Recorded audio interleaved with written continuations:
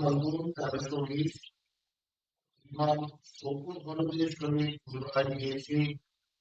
সকালবেলা দুটো বেজে গেছে। মা বললে, এসেছো মা, বেশ করেছ। জয়নবাবী জামাটি বদলে গেছে। 13-9-11 ফাল্গুন।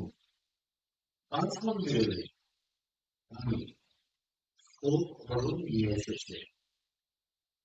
অনেক দূরে আছি মা, আসবার সুবিধে হয় না। মা তোমাকে প্রশংসা করে বললেন, লক্ষ্মী ছেলে কত কষ্ট করে নিয়ে এসেছে। জিজ্ঞাসা করলেন, আমার স্বামী কেমন আছেন? আমি বড় আনন্দিত মা। কিছুক্ষণ পরে একখানা চিঠির জবাব লিখতে বললেন। মা বলতে লাগলেন, আমার আমি লিখে যেতে লাগলো। দুপুরে খাওয়া-দাওয়ার পর ভাই একটু বিশ্রাম করছিলেন। এমন সময় কয়েকজন স্ত্রীলোক দর্শন করতে এলেন। মা শুয়ে শুয়ে তাদের কুশলপ্রশ্ন করতে লাগলেন। এবার দু একটি কথা বলার পর বলতে আরম্ভ করলেন, আমার একটি ভালো ছাগল আছে, দুধের দুধ দেয়, 3টি পাখি আছে, সবই এক অবলম্বন। আমার বয়স তো কম হয়ে গেল না মা। আমার তখন আমার তখন ঠাকুরের কথা মনে পড়ল। বেকাল দিয়ে মহামারা সংসার করার করে যেতে পারবে। মায়ের কাছে বিভিন্ন ভক্ত, বিভিন্ন তাদের স্টেজ, ব্রহ্মগ্র মহাপুরুষ সমালোচনা করেছে। যেরকম সন্ন্যাসী শিষ্য, সেরকম বিশিষ্ট মহাশয় হবে। এরকম রয়েছে যারা এসে মায়ের কাছে বলছে, সাধুর কাছে বাকি আছে, মা সব এরকম একদম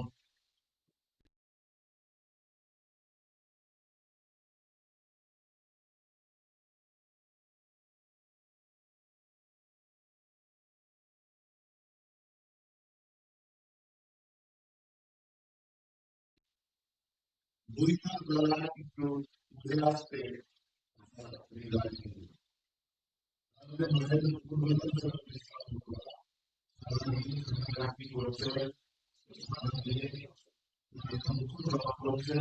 শুনেছি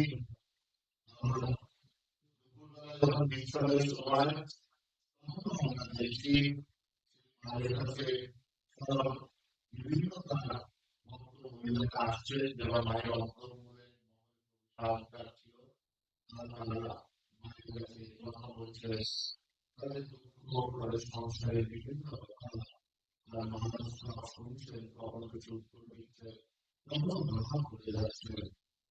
কিন্তু মা সবাইকেই তার করে যেতে নিচ্ছে।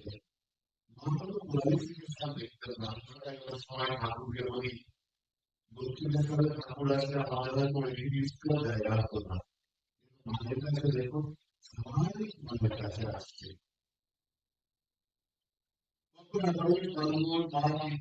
গিয়েছিলেন 1320 সালে সালের আশ্বিন মাসের পূজা করে কলকাতাতে গেছেন। একদিন বৈঠকে গিয়ে দেখি একটি স্ত্রীলোক ওনার পদতলে কাঁদছেন ভিক্ষার জন্য। শ্রীশ্রীমা চৌকির উপর বসে আছে, আমার সম্পূর্ণ অসম্ভব বলছে, আমি তোমাকে পূর্বেই বারণ করে শিখাবে, আমার শরীর ভালোভাবে এখন হবে না। আমি ভিক্ষার জন্য এখন মাকে বলেছেন, মা বলছে আমার শরীর এখন খারাপ, তোমার বলে যাবে আমি শরীর সুস্থ হয়ে গেছি। সে যতই বলছে আরো বিরক্তি প্রকাশ করছে। তোমাদের আর কি, তোমরা তো মন্ত্র নিয়ে গেলে, তারপর দিদি তবুও নাচো, উপস্থিত সকলেই বিরক্ত হয়ে উঠবে। শেষে মা বললেন, পরে এসো। বললে, আপনার কোনো ভক্ত ছেলেকে বলেনি? ভক্ত ছেলেকে মানে এই মাকে ছেলেদের বলছে ব্রহ্মানন্দজি, শিবানন্দজি, শুভদানন্দজি। মা যদি না শুনে সে কি আপনার কথা শুনবে না, মা এক্ষেত্রে নাও শুনতে পারে। তারপর কিছুতেই কিছুতেই না ছাড়াতে মা বললেন, আচ্ছা ওনাকে বলে দেবো, সে দেবে। পোকা মানে আমি শুভ্রতা বলছি, যাকে পোকা মহারাজ বলা হয়। আমরা পোকা মহারাজের জীবনে অলরেডি আলোচনা করেছি আগে। মা বলে আপনি ফেলে দেবো। তারপর কিছুতেই না ছাড়াতে মা বললেন, আচ্ছা পোকাকে বলে দেবো, সে দেবে। তবুও মেয়েটি বলতে লাগলে, আপনি দিলেই আপনি ইচ্ছা করলেই পারেন। এই বলে 10 টাকার একটা নোট বার করে বললেন, এই টাকা যা লাগে আপনি গুরুজি বলছে টাকা নিয়ে দীক্ষা দেবেন, যা জিনিসপত্র লাগে। আমি স্বাভাবিকভাবে মনে করবো সে কম্পিটেন্ট না দীক্ষা করার ক্ষেত্রে। এরকম তার টাকার অহংকার, মানের অহংকার, কোন সংস্কার নেই, যে দীক্ষা নেওয়ার জন্য যে মিনিমাম সংস্কার আছে, তাহলে স্বাভাবিকভাবেই আমার প্রশ্ন উঠতে পারে, এতে দীক্ষা নেওয়ার কোনো প্রয়োজন নেই, দেওয়ার দরকার নেই। দেখবেন মা এত দীক্ষা দিচ্ছে, এইখানেই মায়ের হচ্ছে গুরুত্বপূর্ণ মা। মা কোনো কোয়ালিফিকেশন থাকবে না, যাকে যেখানে আছে, কারণ মা সবাই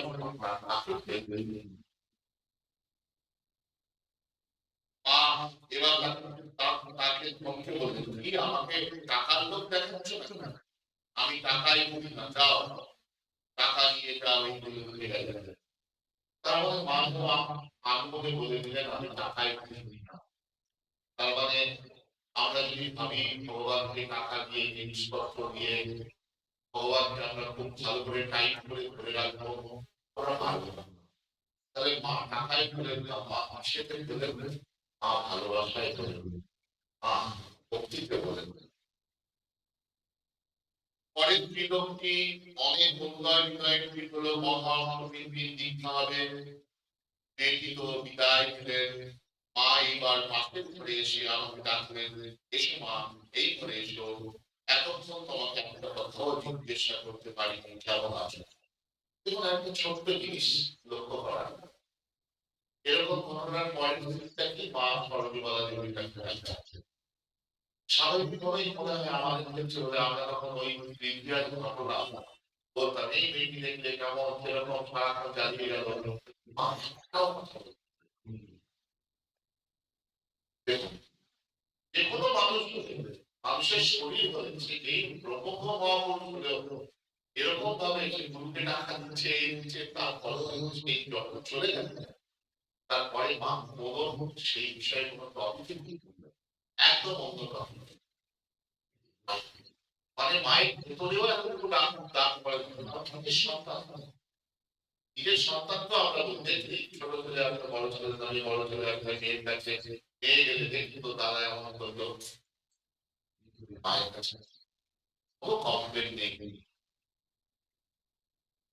এতক্ষণ তোমাকে একটা কথাও জিজ্ঞাসা করতে পারিনি, কেমন আছো। বেলা শেষ হয়ে এসেছে, পুজোর সময় বলে অনেকগুলো কাপড়, মিষ্টি ইত্যাদি নিয়ে এসেছে। মা হাসি মুখে তাদের কথার উত্তর দিচ্ছে। খুব গরম, আমি মাকে খাওয়া করতে লাগলো। একটি মহিলা এসে সাগরে আমার হাত থেকে পাকা খেয়ে নিয়ে মাকে খাওয়া করতে লাগলো। মায়ের একটু সামান্য সেবার কাজ করতে পেলেও সকলের কি আনন্দ, আহা কি অপূর্ব করতে তিনটি মা আমাদিগকে চিরাবদ্ধ করে গেছে। আর তার অবস্থানে বাগবাজারের মাতৃমন্দির সংস্কার কাকরত্ন মানুষের মধুর শান্তি হৃদয় হয়েছিল, তা বলে বোঝানো অসম্ভব। এইবার আমি অনাঙ্গ বাপে প্রদান করতে গিয়ে বললো, মা শীঘ্রই একবার বাপের বাড়ি যেতে হবে। মা স্বপ্নে বলতেন, আবার শিগগিরি এসো মা, চিঠিপত্র দিও। মার জন্য একখানা কাপড় নিয়ে গিয়েছিল, আসবার সময় বলছে, তোমার কাপড় তুমি দেখিয়ে দিয়ে যেও মা, পরবো। তার মানে ভক্তরা কাপড় দিচ্ছে, মা আনন্দের সাথে সেই কাপড়গুলো, যে বস্ত্র সেটাকে পরছে। প্রায় ২.৫ মাস পরে আবার দ্বিতীয় অগ্রহণ দিয়েছি। সিঁড়ি উঠতেই কল ধরে মার সঙ্গে দেখা। মা কাপড় কাচতে গিয়েছিলেন। তার মানে আমাদের মা এই রাজরাজেশ্বরী তিনি আবার কাপড় কাচছেন। আর নিজে কাপড়ে এসে জিজ্ঞেস করে গেলেন, এতদিন দেরিতে কেন এলে? কাপড় কেচে এসে তক্তাপোশের উপর বসতে কুশল প্রশ্নাদি পর কথাপ্রসঙ্গে প্রসঙ্গে জিজ্ঞাসা করল, সেই যে স্ত্রীলোকটি মন্ত্র দিতে চেয়েছিলেন তার কি হলো মা? মা সে সেটি দিতে পারল না। বলেছিল আমার অসুখ সারুক তারপরে তাই বলুন, অসুখ হওয়াতে থাকতে পারিনি, তার অনেক পরে একদিন স্ত্রীকে দিয়ে গিয়েছে। তার মানে যখন এরকম কেউ মায়ের মুখ থেকে যখন কথা বেরিয়ে গেছে, তখন আমরা আগেও দেখেছি ঠাকুর বা মায়ের মুখ থেকে যখন কথা বলে গেছে, সমস্ত জগৎ যেন তখন সংকলন করবো। কারণ ভগবানের যেন আদেশ তখন আমি শিরোধার করবো। তখন হেন তেন প্রকারে হয়ে তাকে সত্য হতেই হবে, করতেই হবে। এই দক্ষিণেশ্বরের মাধ্যমে ঠাকুর বললেন, যখন আবার সেই অবস্থা ছিল তখন যদি বলতাম তাই হতো। একদিন পরীক্ষা করার জন্য দক্ষিণেশ্বরে একটি পাথরকে বললাম, আমি যদি সত্য সংকল্প হয়ে থাকি তাহলে এই ৩ বারে পাথরকে দেখাবে, এবং সেই পাথরটি তখন সেইভাবে নামালো। আর সত্য সংকল্প কোনো মহাপুরুষ হয়ে গেলে তখন কি হয়, জগৎ যেন সমগ্র জগৎ তার কথা মানে বা তার সেই প্রতিজ্ঞা বা সেই কথা তাকে যেন মানাবার জন্য সমস্ত আয়োজন করে। আমি তাই তো মা আপনার মুখ দিয়ে যে কথা বেরিয়ে পড়ে তাই পার। আমরা আপনার ইচ্ছা না মেনে নিজেরা কষ্ট পাই। আপনিও নিজের অসুস্থ শরীরে অনেক সময় দয়া করে দীক্ষা দিয়ে আমাদের নিজ শরীরে নিয়ে আরো বেশি কষ্ট পান। কারণ দীক্ষা দিলে অন্যান্য জিনিস তো বটেই, শিষ্যের অনেক সময় শরীরের রোগ প্রকোপ দেখিয়ে দিতে হয়। তাই আমরা দেখেছি বেলুর মঠে এই মহারাজ এত সুস্থ সবল থাকে, এই দীক্ষা নেওয়া শুরু করে তাদের শরীর দীর্ঘদিন ধরে প্রেসিডেন্ট মহারাজ শরীর কষ্ট পাচ্ছেন, ধরতে পারছেন না, কি করবো। তারপরে আমাদের আরো বেশি যেভাবে আন্দোলন করতে যেভাবে জীবন চালাতে বলেছে, যেভাবে রক্ষা করতে বলেছে, আমরা তাদের দেখুন তারা কত কষ্ট স্বীকার করে আমাদের কৃপা করে দিতে পারে। আমরা কেউ হয়তো এই কৃপাটা এত যোগ্য, তারা যোগ্যতাও দেখে, তাও তারা কৃপা করে এই মন্ত্রটা একটা সাক্ষাৎ ঠাকুরের থেকে, মায়ের থেকে এসেছে। মহামন্ত্র যে যে মন্ত্রই পেয়ে থাকুন, তাদের সেই মন্ত্র পাওয়ার পরেও যদি আমরা মেলায় ঠিক মতো সেগুলো সাধন না করি, তো আমরা নিজেরাই নিজেদের কাছে দোষ প্রসারণ করার কোনো উপায় নেই। তা আমাদের বুদ্ধও কি করে এর জন্য কষ্ট করার সুযোগ পাবে। মা বললেন, আমার ঠাকুর ওই কথা বলতেন, হইলে সব শরীরে কি রোগ হয়, এর মধ্যে আবার কলেরার মতো হয়েছে। আমি এই বলছি, ও পাপ নেই, অমহাবিদ্যুৎ নেই, এই শরীরে ঠাকুরের ক্যান্সারের রোগ, মায়ের রোগ, সমগ্র এই জগৎবাসীর প্রতি, তাদের প্রতি অশেষ করুণা পরবশ করতে, তাদের দুঃখ লাঘব করার জন্য তারা আত্মসত্ত্বে রোগ ভোগ করে দেয়। আমার ভাতৃবধূ সঙ্গে গিয়েছিল, মা থেকে বললেন, বেশ শান্ত বৌদি, এক ব্যঙ্গ দুধে পোড়া বলে মুশকিল হলো। এক বেতন মানে বাড়িতে কোনো একটাই আমি রান্না করেছি, এটা হঠাৎ করে ঘুম হয়ে গেল, কি আর খাবে, বাড়িতে একই বউ, সে যদি একটু শান্ত একটু ওরকম না হয়, সারাদিন ঝগড়া করছে, ঝামেলা করছে, তাতে বাইরে বাড়িতে খুব অশান্তি। এই মা যখন মজা করে বলছে, এক ব্যর্থ বুঝে পড়া হলে মুশকিল হতো। অর্থাৎ আমার বুদ্ধিবলকে একটি মাত্র সে ভালো না হলে তাকে নিয়ে সংসারে নষ্ট হওয়ার মতো। পাঁচ 1320 একদিন সকালে গিয়েছি, বাগান থেকে অনেকগুলো ফুল তুলে নিয়ে গিয়েছিল। মায়ের নিকট মহাদিনে মা মহা আনন্দিত হয়ে ঠাকুরকে সাজাতে লাগলেন। নীল রঙের এক রকমের ফুল ছিল, সেইগুলি হাতে করে বললেন, আহা দেখেছ কি রং। দক্ষিণেশ্বরে আশা বলে একটি মেয়ে একদিন বাগানে কালো কালো পাতায় একটি গাছ থেকে সুন্দর একটি লাল ফুল তুলে নিয়ে খালি বলতে লাগলেন, হ্যাঁ এমন লাল ফুল, তার এমনি কালো পাতা, ঠাকুর তোমার একই সৃষ্টি, এই বলে আর হাউ হাউ করে কাঁদে। ঠাকুর তাই দেখে তাকে বললেন, ওর কি হলো, এত কাঁদছিস কেন। সে আর কিছু বলতে পারে না, খালি কাঁদে।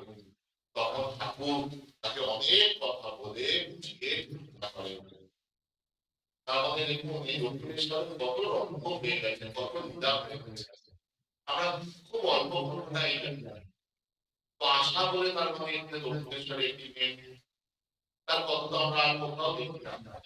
আমরা শুধু জানতাম ঠাকুর একদম মেয়েদের স্পর্শ সহ্য করতে পারতেন না, মেয়েদের দেখতেন না, তাদের আর দেখুন এসব ছোট্ট ছোট্ট জায়গায় দেখতেন। তারপরে ঠাকুরের যদি পিকচারটা বা ঠাকুরের ছবিটা যদি আমাদের হৃদয়ে ঠিক মতো আঁকা না থাকে না, তাহলে ঠাকুরকে আমরা খুব দূরে রাখবো। তাই ঠাকুরকে কাছে নেওয়ার জন্য এইসব গুলো মায়ের কথা বা অন্যান্য জায়গায় ঠাকুর মায়ের সাথে খুব সরল ভাবে মিশতেন। এগুলো দেখলে দেখবেন আমাদের সাধক জীবনে কিভাবে আমাদের সাথে ঠাকুরের যে দূরত্ব আস্তে আস্তে কাটে। আমাদের আশা আমাদের কারণ আমাদের সাথে আমাদের ফ্রেন্ডশিপ ছিল, তাই না ঠাকুরের কাছে এরকম বলছে আর কি দেখুন। আর এরা তো সব ত্রিগুণাতীত ভক্ত, ঠাকুরের কাছে যারা আসবে কি হট করে পাতা দেখে তার ওরকম ভাবান্তর উপস্থিত হয়েছে, আর ঠাকুর তাকে সান্ত্বনা দিচ্ছে। তারপর আবার কি করছে ঠাকুর, ঠাকুর তখন অনেক বুঝিয়ে তাকে চেষ্টা করে দেন, অনেকক্ষণ ধরে তাকে বুঝিয়ে বুঝিয়ে ঠান্ডা করে তাই ঠাকুর যখন এইভাবে কত মানুষের সাথে বিড়াল করেছে। তো আমাদের সেই প্রভাবলী সবার কথা নেই, খুব কম এরকম দক্ষিণেশ্বরের মানুষের দ্বারা এই তাদের কথা আমরা জানতাম, খুবই কম।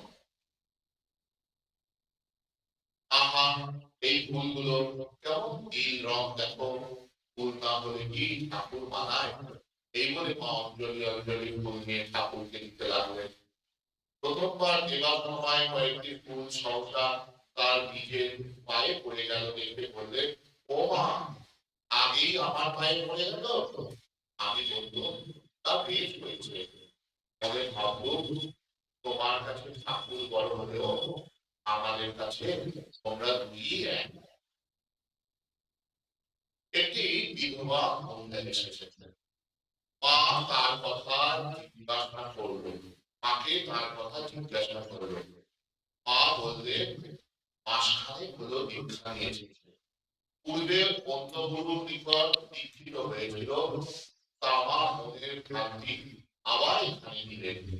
গুরুই সব, গুরু সবই এক, এই কথা বুঝলেন না।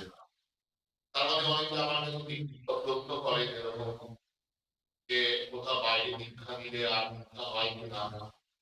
তো এখানে মা দেখুন দীক্ষা দিয়েছে না, জানেন তা নয়, অন্য জায়গায় দীক্ষা হয়েছিল মা আবার দীক্ষা দিয়েছে, কিন্তু পুরো ক্লিয়ার করে দিচ্ছেন যে গুরু সবাই এক, ঠাকুর যা বলবেন সচ্চিদানন্দই গুরু। যেমন বলা হয় একটা ওখানে ট্যাঙ্ক আছে, সেখানে জল আছে, এবার তারই বিভিন্ন মুখ দিয়ে বিভিন্ন ট্যাপ দিয়ে জল পড়ছে। তার মানে সচ্চিদানন্দ গুরু বা সেই পুষ্পকে এক জায়গায় এনেছে। তো মানুষগুলো হচ্ছে সেই ট্যাপের যার মধ্যে দিয়ে প্রকাশিত হয় বা কৃপা করে থাকে তার শিষ্য। তো আমাদেরও সংখ্যা এরকম দেখা যায় অন্য জায়গায় হয়েছে। তারপরে কেউ কেউ মহারাজরা যদি শিষ্য সেইভাবে তার ব্যাকুলতা থাকে তারাও কিন্তু সেই অর্থে ভিক্ষা দিয়েছিল। দুপুরে প্রসাদ পাওয়ার পর বিশ্রাম করতে গিয়ে আমার দুপুরের কথা উঠল। আরেকটা কথা দেখুন, মায়ের প্রত্যেকটা সারাদিন হয় ভক্তদের কথা, হয় ঠাকুরের কথা। আর ভক্তদের সাথে অন্যরকম। এই কিছুক্ষণ আগে আসার কথা উঠলো, সেখানে ফুল দেখে আসার কথা হয়ে গেল, দীক্ষার কথা হলো, ওখানে ঠাকুরের কথা হলো। তাহলে যেহেতু মায়ের যে কোনো কথা মায়ের অন্য কোনো টপিক নেই, কিন্তু মা এই সংসারে আপনাদের মধ্যেই রয়েছে। মায়ের এই রাজুকে নিয়ে রয়েছে, মাতৃমামিকে রয়েছে, অন্যান্য যেসব ভক্ত সংসারের ভক্ত যারা আসছেন। আবার যখন অন্য কেউ অন্য টপিক সংসারের কথা বলছেন, মা তাকে পার্টিসিপেট করছে, খুব করে মুখ করে চুপ করে থাকে। আর মার মুখ থেকে যে কথা বেরোচ্ছে তখন শুধু না।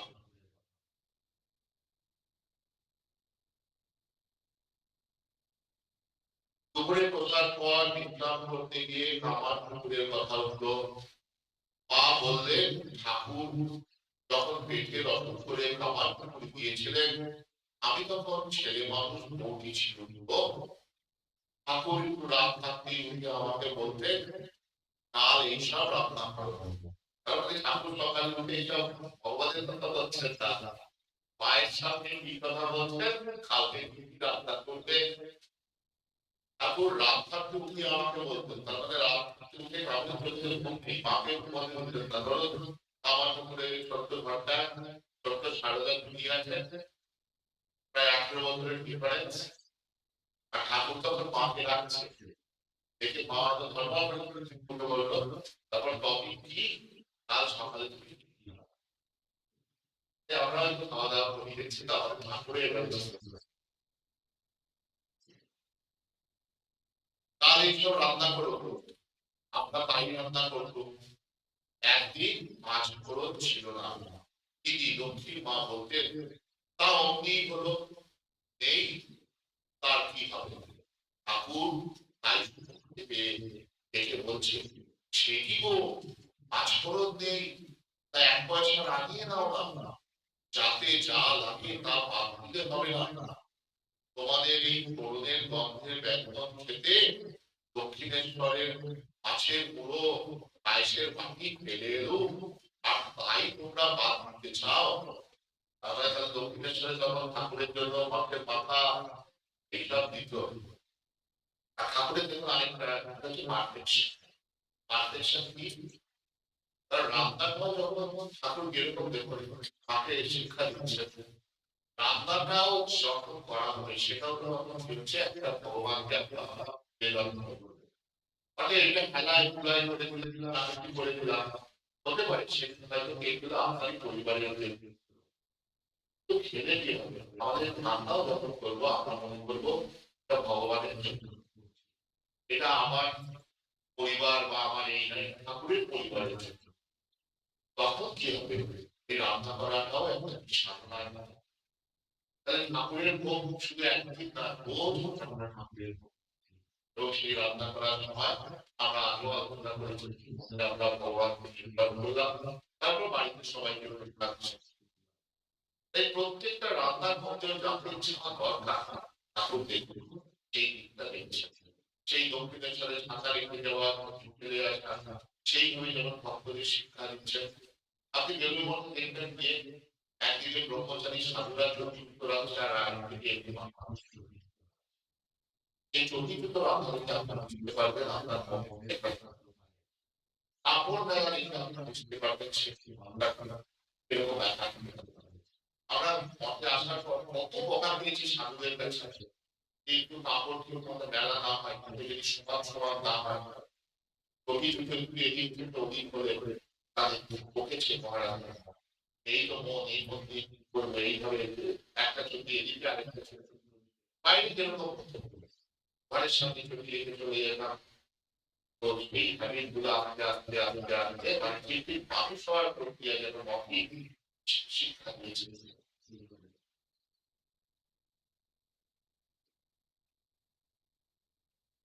দিদি তখন লজ্জা পেয়ে আমাকে দিলেন, সেই বামন ঠাকুর ও যোগেশ্বর তখন ওখানে ছিলেন, মানে ব্রাহ্মণ।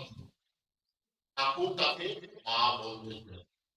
আমিও তাকে শাশুড়ির মতো একটু ভালো তিনি বড় ছাড়া হইতেন। পূর্ববঙ্গীয় ছিলেন তো পূর্ববঙ্গের লোকেরা অনেক জায়গা আছে তারা খুব ঝাল খায়। যেমন নোয়াখালী ওখানকার লোকরা তো খুব ঝাল খায়। নিজে রান্না করতেন ঝালে পোড়া আমাকে খেতে দিতেন তো দুবার খেত জিজ্ঞাসা করতেন কেমন হয়েছে ভয়ে ভয়ে বলতো বেশ হয়েছে। দেখুন মা আমাদের জন্য শিক্ষা দিচ্ছেন আপনারা বলবেন মা তো জগৎ জননী রান্না খারাপ হয় রান্না খারাপ বলবেন এটাও হচ্ছে আমাদের শিক্ষা এই ক্ষেত্রে মা বলছেন অপ্রিয় সত্য বলো না বলা যাবে না যারা বিশেষ করে সংস্কার দেয় তাদের অনেক সময় বলে যান তাদের একটা অন্য ভাবনা করে ভাবে বা আমরা যারা সমস্যা যাচ্ছি অপ্রিয় সত্য যে মা যেটা বলবেন কাল কানাকে কানা বলতেন প্রাকে ছোটা বলতেন এগুলো তো সত্য কিন্তু তাকে ডেকে ডেকে বলতেন তার একটাই কি কারণ প্রত্যেকের মধ্যে আমাদের মধ্যে কি রয়েছে মানবীয় বা হিউম্যান লিমিটেশন সবার মধ্যে আছে আমাদের তো তাকে যদি সবাই সেই লিমিটেশনটা বা পিছিয়ে পড়ার জায়গাটা বিক্রি বা হয় তার মতো তাকে সবসময় কি করতে হবে এগিয়ে যাওয়ার জন্য প্রাণিত ঠাকুর বা ঠাকুর এই শিক্ষা রামলালের মা বলতেন হ্যাঁ এই যে ভালো হয়েছে আমি দেখলাম তাতে তুমি অত্যন্ত দুষ্ট হবে বলতেন বৌমা তো বলছো ভালো হয়েছে তোমার বাবু কিছুতেই ভালো হয় না তোমাকে আর ব্যাকুল দেব না এই বলে মা খুব জানতেন আবার ফুলের কথা উঠলো মা বললেন দক্ষিণ ধারে থাকতে একদিন আমি রঙ্গন ফুল আর জুড়ি ফুল দিয়ে সাত দখল করে মালা গেঁথেছি মানে বিপুল আর রঙ্গন ফুল মা করেছে ঠাকুরকে পড়াতে পারেন দেখো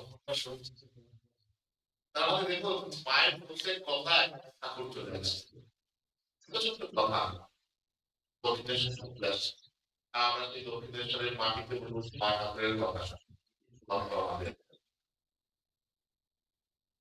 বিকেল বেলা এসে পাথরের বাটিতে জল দিয়ে রাখতেই কুড়িগুলো সব ফুটে উঠলো মাকে পড়াতে পাঠিয়ে দিল মাকে গয়না ফুলের মাকে ফুলের মালা পরানো এমন সময় ঠাকুর মাকে দেখতে দেখে একেবারে ভাবে বারবার বলতে লাগলেন আহা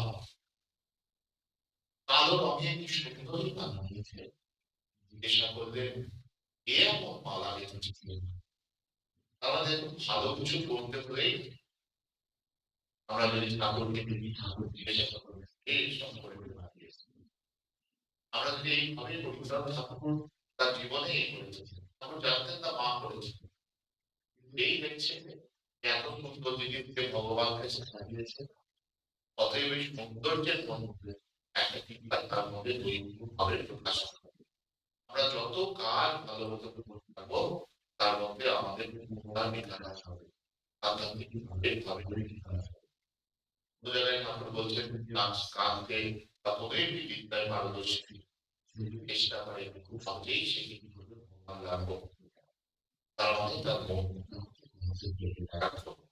সে একমাত্র মন দিয়ে রান্নাও ভালো হবে সেই মন দিয়ে কাপড় কাচাও ভালো হবে সেই মন দিয়ে সবজি কাটাও ভালো হবে আমরা দেখেছি মঠে আমরাও যখন সবজি কাটতাম অনেক সময় আমরা এসে বের করবো কতটা আলু চোখলার সাথে চলে যায় চোখলার সাথে বেশি আলু হবে সিঙ্গার দাদা যারা আমাদের ছিল তারা বলতো এই চোখলার সাথে বেশি আলু চলে যাচ্ছে এইভাবে শিক্ষা দেওয়া হতো যে কনসেন্ট্রেশন দেওয়া হবে চোখলাটা যাবে তার সাথে মানে প্রত্যেকটা কাজ হবে মনকে একাগ্র করার একটা মাধ্যম মা বেলুর মঠে গিয়ে ছেড়ে যখন সবজি কাটছে হলো দেখতে পাচ্ছি এই সবজি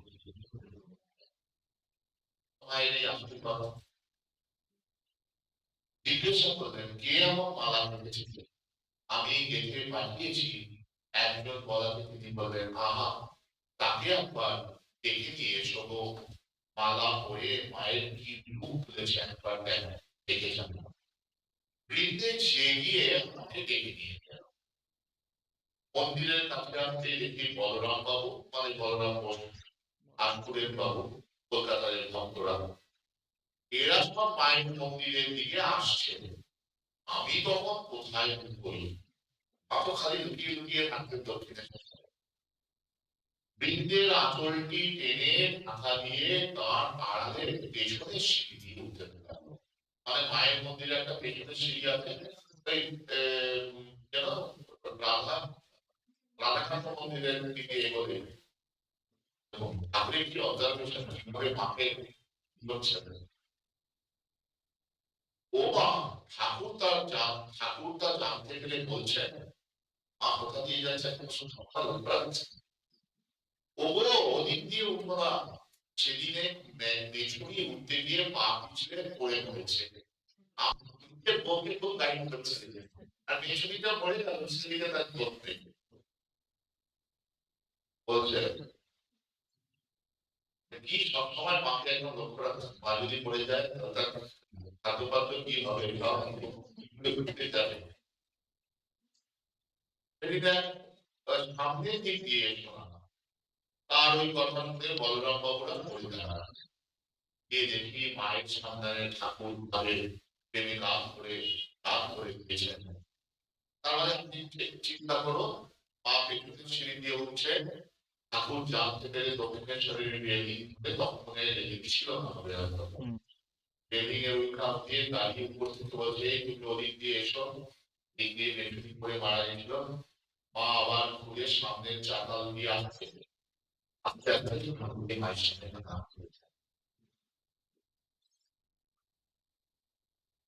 সামনের দিক দিয়ে বলরাম বাবুরা গিয়ে দেখি মায়ের সামনে ঠাকুর ভাবে প্রেমে গান করে দিয়েছেন। কয়েকজন শ্রীভক্ত আশাতে উপস্থিত প্রসঙ্গ চাপা পড়ে গেল। আমারও যাবার সময় হয়ে গেল। মা বললেন আমাকে একটি জিনিস দেবেন, কাপড় কেচে এসে। আবার মুক্তির কথা উঠলো, মা বললেন ও কি জানো মা, যেন ছেলেদের হাতের সন্দেশ, কেউ কত সাদাসাদি করছে, মানে মুক্তির কথা বললো। মুক্তি মানে আমাদের মোক্ষ, সেই বিষয়ে মাকে একটু চেষ্টা করেছেন। মা বললেন কেউ কত সাদাসাদি করছে, একটু দে না, তা কিছুতেই দেবে না। অথচ যখন খুশি হলো টপ করে দেখতে, একজন সারা জীবন মাথা মুড়ে কিছু করতে পারবে না, আর একজন ঘরে বসে থেকে গেল। যেমনি কৃপা হলো অমনি তাকে দিয়ে কৃপা হলো কথা। তার মানে আমাদের সাধারণ মূল্য যা হচ্ছে ওই কৃপার কাছে। আর একবার যদি আমরা সেই কৃপার কাছে প্রবেশ করতে পারি, তাহলে তখন কি, তখন যার আমাদের যা ইচ্ছা আধ্যাত্মিক জীবন তখন পাওয়া যায়। এই বলে কাপড় কাছতে গেলেন। তার মানে এই মুহূর্তে ব্রহ্মজ্ঞানের কথা বলছে, এই মুহূর্তে মুক্তির পথ বলে দিচ্ছে, পরবর্তী আমাদের জগৎ জননী কাপড় খুব কন্ট্রাস্ট, অদ্ভুত।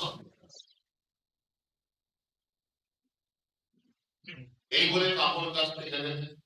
ওইখানে ভোগের পর বেল পাতায় মুড়ে আমাকে যা দেবেন বলেছিলেন দিয়ে গেলেন, বললেন মাদুলি করে পড়ো। তো ভক্ত কিছু করেছেন, এই মা বেল পাতায় মুড়ে দিয়েছেন, বলছে মাদুলি করে। এই কথা কাউকে বলো না, তাহলে সবাই আমাকে ছিঁড়ে খাবে। সবাই বলবে আমাকে একটা দাও, একটা তলায় এই সারা তৈরি একটা মাদুলি করে আমরা ঘুরে বেড়াবো। কারণ আমরা তো শর্টকাট করছি, সাধারণ ভজন জপ ধ্যান, মানুষের সেবা করা, এসব করা তো কঠিনই তাই।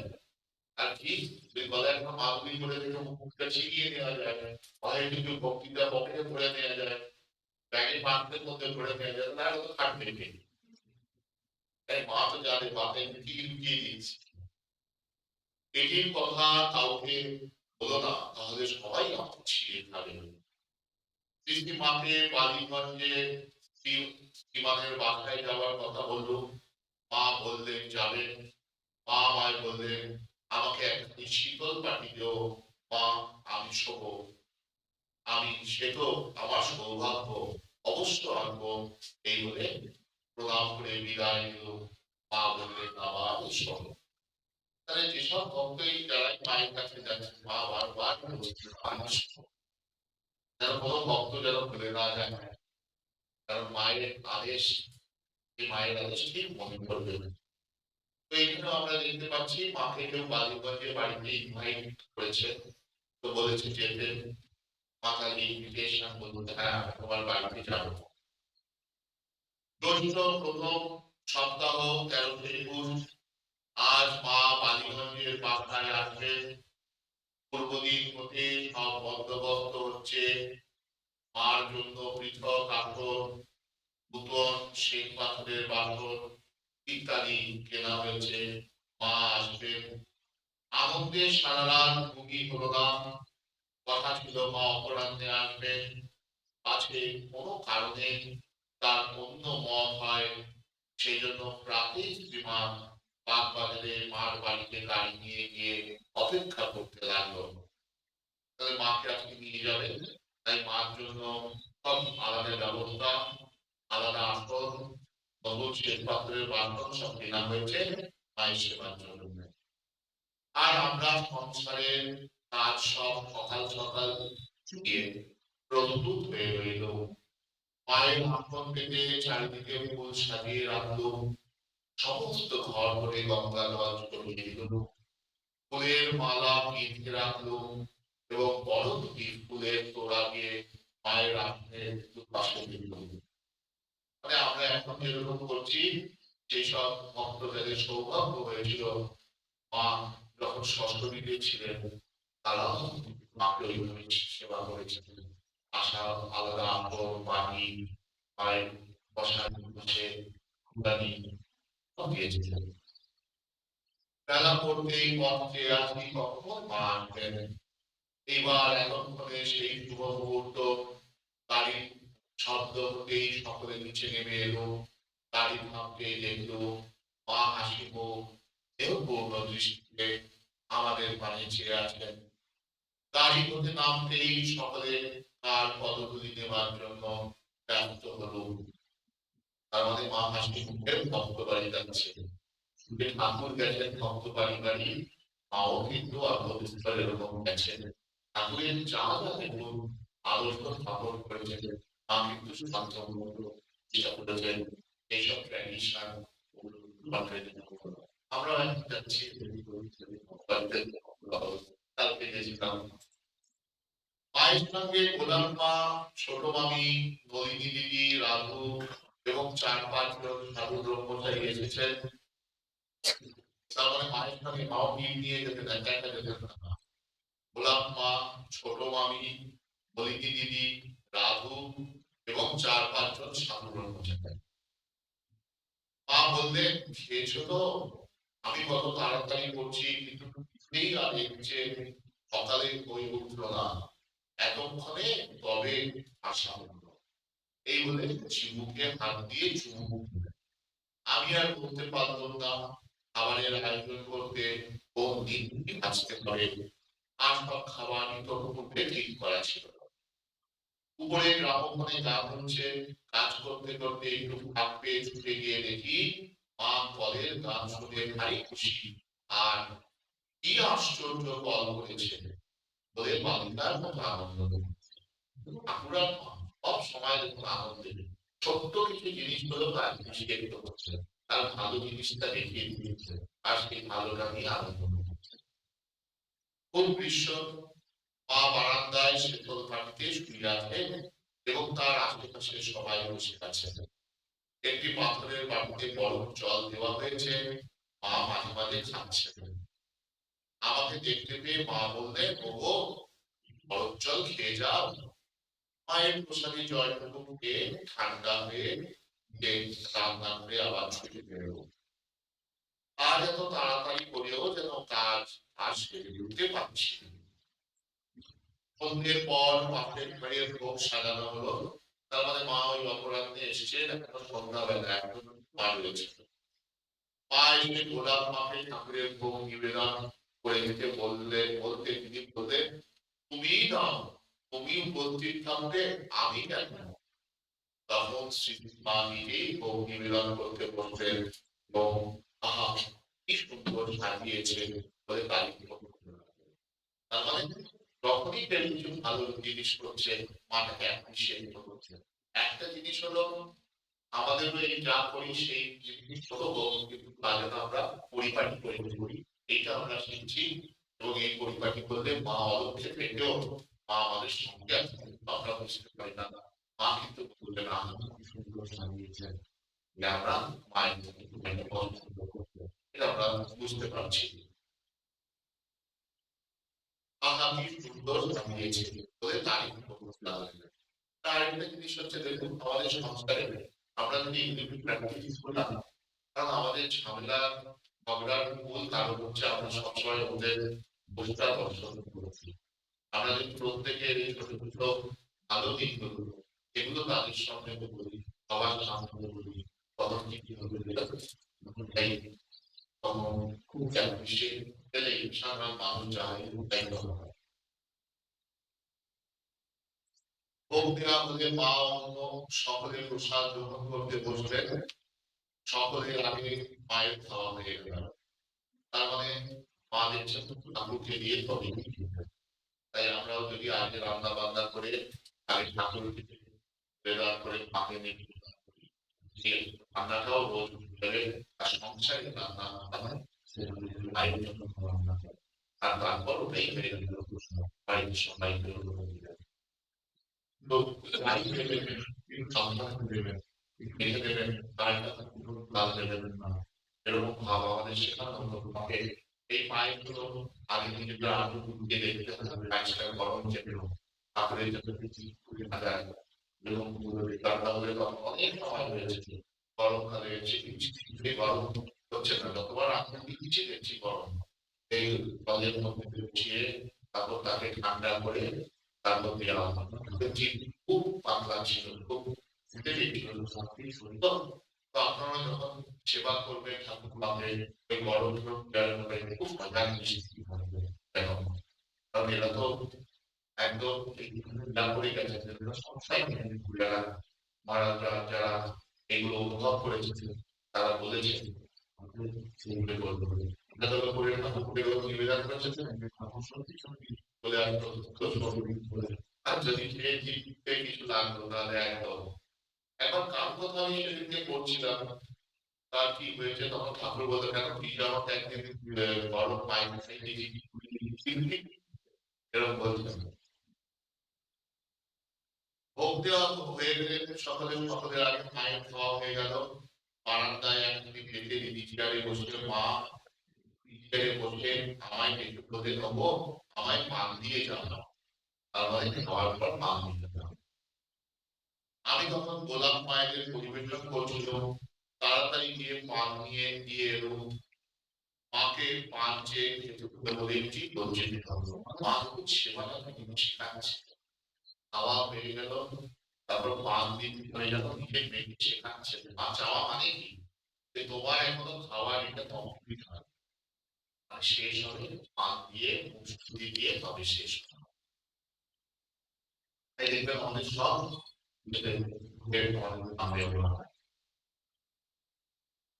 তাড়াতাড়ি গিয়ে পান নিয়ে এলো মাকে পান চেয়ে খেতে হলে বলে একটু লজ্জিত হলো সতীকে বললো পান দিয়ে দাঁড়িয়ে থাকতে পারবি দেখছিস আমি এদিকে রয়েছি একটু পরে মা একবার কল্পনায় গেলেন আমি আলো নিয়ে সঙ্গে গেলুম বাগানের এই দিকটি বেশ নির্জন পাশে পথে দুপাশে প্রবল গাছের সার মা সব বললেন আহা একটু বলতেও পেল না কাজের জন্য যেও ওখানে তোমার মাকে নিতেও আমার মা বেড়াতে এসেছিলেন ভাগ্যক্রমে এই স্মৃতিটায় দর্শন পেয়ে গেলেন তারপর বিদায়ের মনেরও মোটর গাড়িতে যেতেই মায়ের মত নেই মানে এবার তখন মা ঘোড়ার গাড়িতে এসেছিলেন বা মোটর গাড়িতে যাবেন কারণ একবার মানুষের রথ দেখতে যেতে তার মোটরের তলায় নাকি চাপা পড়ে আহা কি সৌভাগ্য আর গাড়ির তলা কিন্তু অত দূর বাগবাজারের মোটরে না যেতে রাত হবে কষ্ট হবে বলায় ভক্তদের মতই সে রাজি হলো। তার মানে মা একবার মোটরে করে মুছে জল দেখতে গেছিলেন। রাস্তায় ওই মোটরটার তলায় কুকুর পড়েছিল। কুকুরে মারা গেছিল, তাই মায়ের বড় কষ্ট। কুকুরটা সৌভাগ্য। কিন্তু মা তাই রাজি হচ্ছিল না, ভক্তদের সেই ভক্তদের প্রতি ভগবান বাধা করে দেয়। তারপর ভক্তদের কথায় রাজি হয়ে মা আবার রাজি হলেন। কারণ সেই মালিগঞ্জ থেকে আমাদের মালিগঞ্জ থেকে বাগবাড়ি বেড়ে যাবে, অনেকটা রাস্তা গাড়ি তো আস্তে আস্তে চললো, তাই মা রাজি হলেন। বারবার ঠাকুরকে প্রণাম করে প্রস্তুত হয়ে এবং আমাদের আশীর্বাদ করে গাড়িতে উঠলেন। আমরাও তাদের মায়ের আশীর্বাদ নিয়ে স্বামীর আশীর্বাদ নিয়ে আজকের মাঠে উঠি। কালকে মহাপুরুষ মহারাজের শুভ আর সন্ধ্যাবেলা প্রফেসর সোমনাথ ভট্টাচার্য মহাপুরুষ মহারাজের ওম শান্তি শান্তি শান্তি হরি ওম তৎ রামকৃষ্ণায় নমঃ।